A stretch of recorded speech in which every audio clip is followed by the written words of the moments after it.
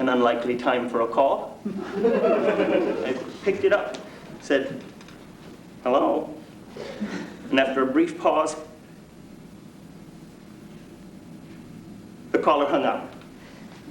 And so did I. But my return to bed was, I can assure you, no less filled with a magical sort of fear and anxiety that nevertheless keenly kept my interest. As if by my own internal workings and reactions, I was somehow contributing to the proceedings. Indeed, the moon seemed to change its glow with the slightest alteration of my mood. Anticipation and quickened breath seemed to alter the lunar aspect to a frightening brightness.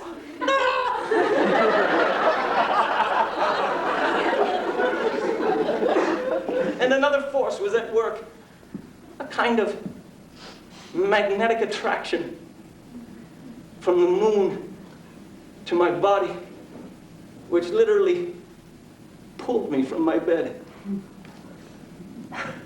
As if invisible strings were attached to my heart and inner organs. I hung there, floating free through space for the longest moment of my life. A majestic, and as I mentioned, utterly terrifying experience. I feared that I might not survive the evening, but survive it I did, it seems. My crush with wonder. Yes. I'm compelled to believe in magic and the workings of spirits and ghosts. Boo. And creatures as yet undiscovered, even by the most ardent seekers of the occult. Compelled, as I say, for reasons of ample personal experience, which I can neither explain nor pretend to understand, but from which I gain an intimacy with the insatiable human thirst for control. And no, this isn't another rule in the covenant, but it's what it's all about, isn't it? You see, it is these experiences, this very life history that we share and will continue to exchange as the evening progresses. It is this very, very calling that brings us together. The inevitable, ineffable fear of life itself. How could I know your name? Why does he look at you that way? When was the last time you looked behind you to see if those people were still following you with faces drawn and gray? You're alone, absolutely, and scared out of your wits, wandering through a toy store where the puppets come alive. Your days are like a waking nightmare surrounded by enemies. You're terrified of life, my friend, and you shall be till the end. Oh, why is it so hard for some people to be happy? It isn't for me. I'm happy, happy, happy.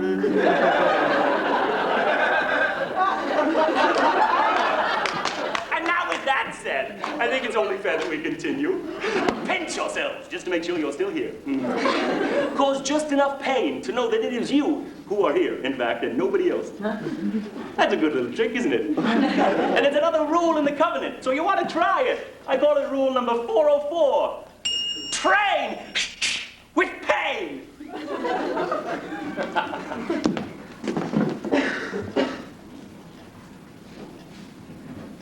You often confuse desire and reality. And it is time, with the help of the covenant, to put an end to this folly and demand your immediate release from the chains of what I call desire's bondage. And for the children listening in the studio audience, I encourage you to try this at home. Find a friend or nearby family member and ask them to lie prostrate on a bed of nails or sharp glass shards, and then begin to pound lightly on their back with a hammer or some similar heavy, blunt object. As they scream and cry, imagine something you truly desire, especially something that may be difficult or impossible to obtain. True happiness, for example, or a full head of real hair. And hold that image in your mind, mixing it and mingling it with the screams and cries of your beloved friend or family members. This type of activity is guaranteed by the covenant to rid you of that desire forever. We wiggled out of that one, didn't we? Whoosh, whoosh, whoosh. Hey, kid, stick with me. It's a jungle in here. Say, didn't I see you with all the whistles and chocolate girls last week? I bet we rubbed elbows with every known form of contempt. And we came up empty. But you're a swinger. You'll know how to get us back in. You can do it if you just give yourself half a chance. Oh.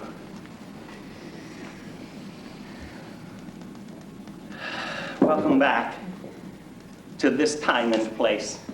Here. Here are the seeds of everything we were all to become together. I cherish the opportunity to share this moment.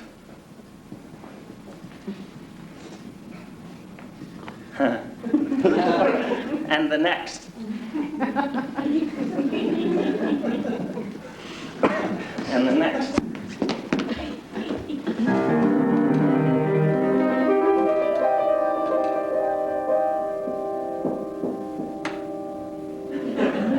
And the next.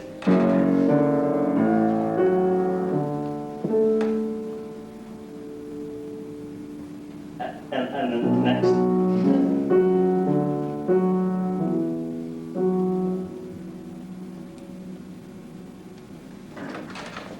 We truly don't know how lucky we are.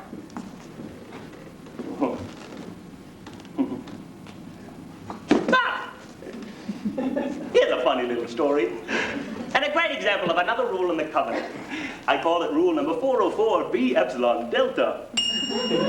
Take what you hate and make it a present to yourself. I was in a department store just this morning. One of those very tall ones with so many floors of helpful salespeople. And I happened to be buying makeup. You see, I was on my way to a wake in advance of the funeral of the mother of a friend. And apparently more makeup was needed for the body. So there I was, trying this shade and that. When a charming young lady saddled up next to me and said, "Can I see that one?" "Of course," I said, and I handed her the tester, which is what they call the sampling bottles. Well, when I turned and looked at her, wouldn't you know, she had the biggest and most colorful cut and bruise on the side of her face, which was why she was buying makeup. Well, we struck up a conversation, and it turned out she'd been punched a few times by her father, and now had an unsightly bruise, didn't want to go to school looking like that, and was having a terrible time finding the right color to cover, blend, and contour, as the saleswoman had said. But as it turned out, we ended up buying the same shade. So I could tell she wasn't entirely satisfied, which made perfect sense. Her needs being for the living face, mine for the dead. We chatted about this as we left the store. Well, no sooner had we hit the fresh city air than we nearly stumbled upon a man sleeping on the sidewalk. We gave an embarrassed little laugh and gingerly stepped around him. But not before each of us noticed a small pool of blood next to the man's ear. What happened next, I can only attribute to that same magical, mysterious something that infuses all great moments. Without a pause or a glance, I stooped, dipped my finger in the blood, rose, and spread it on the face of my new friend. I felt like I discovered a treasure map. In an instant, the newly purchased makeup was out, being squeezed into globs in my hand, mixed with the blood, and applied to the face of my new friend. A crowd began to gather. Fascinated, it would seem, by the veracity and precision of our efforts. She and I took no notice, intent as we were on our task. It was finished in a matter of moments. Her face was now a uniform design of real and simulated bruises and lacerations.